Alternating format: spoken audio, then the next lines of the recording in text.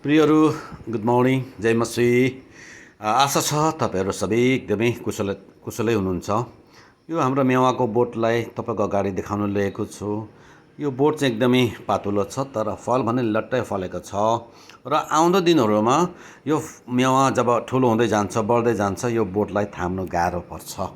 र प्रिय हो, मैले भन्नु खोजेको भने चाहिँ आज तपाईँहरू मेरो जीवनमा पनि आज जिउँदो हुँदा नै तपाईँहरू मेरो जीवनमा आत्मिक फल फलाउनुपर्छ। धेरै हामी हो संसारमा भएका कारणले संसारिक फलहरू सजिलै हामीले फलाउन सक्छौँ अनि फलिरहेको पनि हुन्छ। त्यस कारण हामी त्यो संसारिक फललाई भन्दा आत्मिक फललाई हामीले बढाउन खाँचो छ।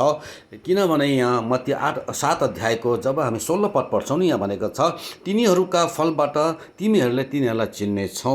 र आज तपाईँहरू मेरो परिचय, आज तपाईँहरू मेरो आइडेन्टिटी चाहिँ त्यो आत्मिक फल हो। यसरी नै गलातियन जब हामी 5 अध्यायको 22 पढ्छौँ, 23 पढ्छौँ, तर आत्माको फल चाहिँ प्रेम, आनन्द, शान्ति, धीरज, दया, भलाइ, विश्वासता, नम्रता, संयम हुन्। यस्ता विरुद्धमा अरू कुनै व्यवस्था छैन। प्रियहरू, आज तपाईँहरू मेरो जीवनमा यो आत्माको फल तपाईँले फलाउनु एकदमै खाँचो छ अनि यो आत्माको फलद्वारा नै अरूले आशिषित हुनेछन्, अरूले त्यसको आनन्द उठाउनेछन्।